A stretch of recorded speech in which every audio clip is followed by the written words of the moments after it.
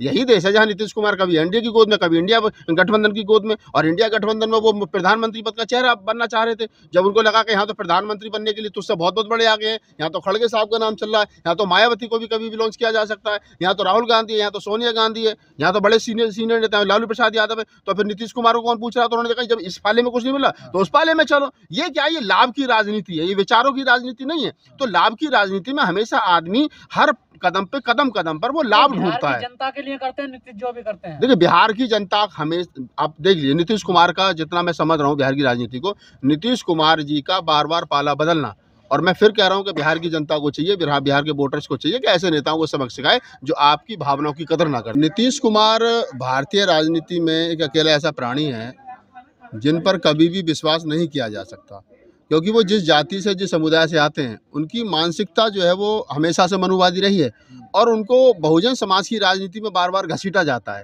मुझे लग रहा है 7वीं 8वीं बार ये ड्रामा हो रहा है बिहार की राजनीति में, जो 9वीं बार ये राजनीति में, बिहार की राजनीति में ड्रामा हो रहा है।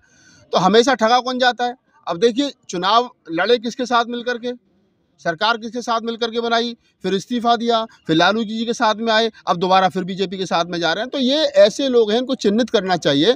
और बिहार के आवाम से, बिहार के वोटर से मैं तो यही अपील करूंगा कि जब भी बिहार में वोट मुख्यमंत्री पद के लिए डाले जाए, एमएलए का जब भी चुनाव हो, तो कम से कम नीतीश कुमार जैसे लोगों को, जो वोटर्स का भी मजाक बनाए।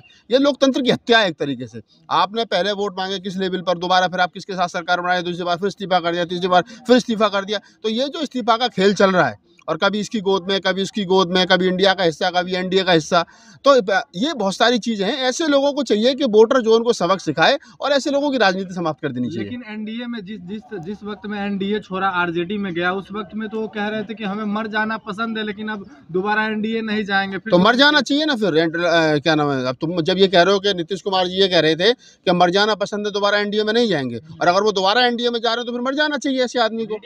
भाई ये तो उन्हीं की कमिटमेंट है ना, मेरी तो है नहीं।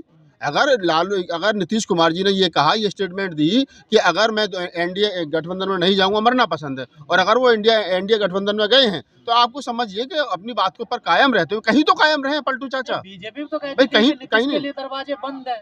हाँ तो मैं वही तो कह रहा हूँ, जो मीडिया, जो सुशासन बाबू को मीडिया रोज कोसता था, वो कहता था सुशासन बाबू, जब बीजेपी के समर्थन से सरकार चल रही थी तो तब कहते थे सुशासन बाबू, जब आरजेडी के साथ चलेंगे तो फिर वो खलनायक हो गए, अब दोबारा बीजेपी के साथ चल रहे थे तो अब दोबारा सुशासन बाबू। तो जो मीडिया का भी रोल है वो भी, मतलब एक तरीके से कहीं ना कहीं मीडिया के पेट में आज बड़ी गुदगुदी हो रही होगी। उन्हें लग रहा होगा एक सरकार थी साहब बहुजन समाज की, एक समाज थी ओबीसी समाज के लोग चला रहे थे बिहार में सरकार, अब वो भी छीन ली, तो मीडिया के यहाँ तो लड्डू बट रहे होंगे आज। तो आप इस चीज को समझिए, जो सारा खेल है, जो सारा सिस्टम है। देखिए बिहार की जातिगत जनगणना के आंकड़े जब से आए हैं, तब से लेकर के देखिए बिहार की राजनीति में कितना फेरबदल हुआ है। अब अकेला उत्तर भारत में एक राज्य बिहार बचा था जहां पर बीजेपी सफल नहीं हो पा रही थी, उत्तर प्रदेश छीन लिया। मंडल कमीशन को लागू होने के बाद में उत्तर भारत में उत्तर प्रदेश और बिहार, ये 2 स्टेट ऐसे थे जहां पर आप देखेंगे कि लंबे समय तक सवर्ण समाज का मुख्यमंत्री नहीं बना।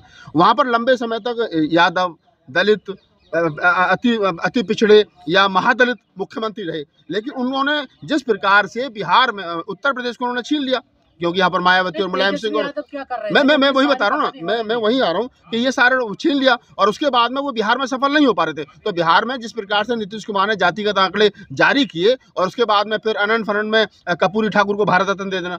कर्पूरी ठाकुर को भारत रत्न देने के पीछे की जो मंशा है, कर्पूरी ठाकुर के पीछे जो भारत रत्न देने की मंशा, वो क्या है? वो पिछड़ों को खुश करने की मंशा है। अब सरकार को छीन लेना, तो ये क्या है कि किसी भी प्रकार से उनको 2024 में सरकार बनानी है, और उसका एक कहीं ना कहीं रोड़ा जो है वो नीतीश सरकार के रूप में, और लालू यादव, तेजस्वी यादव के रूप में था, तो वो कहीं ना कहीं बीजेपी उसमें सफल हुई है। अच्छा, नीतीश कुमार को एनडीए में जाना क्या मुद्दा, क्या एक्चुअल मुद्दा क्या हो सकता है? नहीं देखिए, ये तो नीतीश कुमार बेहतर बता सकते हैं। नीतीश कुमार बताएं किस प्रकार से क्या सौदा हुआ है। हो सकता है कहा जा रहा हो कि लालू, क्या नाम है, एनडीए गठबंधन की सरकार बनेगी, मोदी जी के नेतृत्व में सरकार बनेगी, तो हो सकता है कोई बड़ा लालच दिया गया हो, भाई हम आपको नहीं प्रधानमंत्री नहीं बनाएंगे, हो सकता है मिनिस्टर बना दें, कोई मिनिस्ट्री का कहा गया, कोई हम आपको मंत्री बना देंगे, और यहाँ पर हम किसी और को आपके कहने पर मुख्यमंत्री बना देंगे। तो बहुत सारी चीजें राजनीति में, देखिए मैं हमेशा से कहता हूँ, राजनीति में कोई किसी का परमानेंट दुश्मन नहीं होता है, कोई किसी का परमानेंट दोस्त नहीं होता है, ये राजनीति का। अब जो लोग ये बिल्कुल कीला ठोक करके बैठे कि नहीं साहब ये हमारी दुश्मनों की खेमी, और यही देश देश है जहाँ पर मायावती ने 3-3 बार बीजेपी से मिलकर के सरकार बनाई। यही देश है जहाँ नीतीश कुमार कभी एनडीए की गोद में, कभी इंडिया गठबंधन की गोद में, और इंडिया गठबंधन में वो प्रधानमंत्री पद का चेहरा बनना चाह रहे थे। जब उनको लगा कि यहाँ तो प्रधानमंत्री बनने के लिए तुझसे बहुत बहुत बड़े आ गए हैं, यहाँ तो खड़गे साहब का नाम चल रहा है, यहाँ तो मायावती को भी कभी भी लॉन्च किया जा सकता है, यहाँ तो राहुल गांधी है, यहाँ तो सोनिया गांधी है, यहाँ तो बड़े सीनियर नेता है, लालू प्रसाद यादव है, तो फिर नीतीश कुमार को कौन पूछ रहा? तो उन्होंने देखा जब इस पाले में कुछ नहीं मिला तो उस पाले में चलो। ये क्या, ये लाभ की राजनीति है, ये विचारों की राजनीति नहीं है। तो लाभ की राजनीति में हमेशा आदमी हर कदम पर वो लाभ ढूंढता है। जनता के लिए करते हैं नीतीश जो भी करते हैं। देखिए बिहार की जनता हमें, आप देख लीजिए नीतीश कुमार का, जितना मैं समझ रहा हूँ बिहार की राजनीति को, नीतीश कुमार जी का बार बार पाला बदलना, और मैं फिर कह रहा हूँ कि बिहार की जनता को चाहिए, बिहार के वोटर्स को चाहिए कि ऐसे नेताओं को सबक सिखाए जो आपकी भावनाओं की कदर ना करते। ये बात में गड़बड़ है, आपके नेताओं में गड़बड़ है? नहीं, ईवीएम में गड़बड़ तो है, वो बताया रतन लाल सर है, और क्या नाम है, भानु प्रताप जी है, महमूद प्राचा है, तमाम जो टीम है जो ईवीएम को लेकर के आक्रामक है, तो वो लोग जो है वो कहीं ना कहीं ईवीएम पर सवाल खड़ा कर रहे हैं। ईवीएम में कितनी गड़बड़ है कितनी गड़बड़ नहीं है वो जांच का विषय है, या वो जो मुद्दा, जो लोग इस मुद्दे को लेकर के चल रहे हैं वो उस पर काम कर रहे हैं। लेकिन मैं ईवीएम का ना तो ये कह रहा हूँ कि उसमें गड़बड़ है, ना मैं ये कह रहा हूँ कि गड़बड़ नहीं है, हो सकती है। लेकिन वर्तमान समय में जो अभी आपने कहा गजेंद्र भाई कि बहुजन नेताओं में गड़बड़ है, ईवीएम में गड़बड़ है, मैं ये कहूँगा ईवीएम में कितनी गड़बड़ है ये तो जांच का विषय, लेकिन बहुजन नेताओं में बड़े लेवल पर गड़बड़ है, ये भी सच्चाई है। क्या इंडिया अलायंस को नीतीश कुमार को बड़ा चेहरा घोषित करके उन्हें पद दिया जाना चाहिए? नहीं, बड़ा चेहरा तो वो मोदी जी के अलावा कुछ नहीं है। अब आप देखें ना, राम मंदिर पर प्राण प्रतिष्ठा मामले में शंकराचार्यों को उन्होंने खत्म कर दिया। शंकराचार्यों से बड़ा चेहरा मोदी जी, पुजारियों से बड़ा चेहरा मोदी जी, देश का सबसे बड़ा चेहरा मोदी जी, मीडिया में एंकर मोदी जी, हर जगह मोदी जी। ऐसा कौन सा क्षेत्र है जहाँ मोदी जी नहीं है? लेटरिन के दरवाजे पर मोदी जी, हवाई जहाज पर मोदी जी, कहाँ मोदी जी नहीं है? हर जगह तो मोदी जी हैं। मोदी के अलावा मुझे बताओ, तुम देश के 4 मिनिस्टरों को भी नाम जानते हो? पहले अगर कहीं किसी मंत्रालय का उद्घाटन होता था वहाँ बाकायदा उस मंत्री की फोटो छपती थी, विज्ञापन में उसकी फोटो छपती थी। आज मंत्री जी गायब है। आज तो विदेश मंत्री को ये पता नहीं वो विदेश मंत्री है नहीं है, शिक्षा मंत्री को पता नहीं वो शिक्षा मंत्री है नहीं है।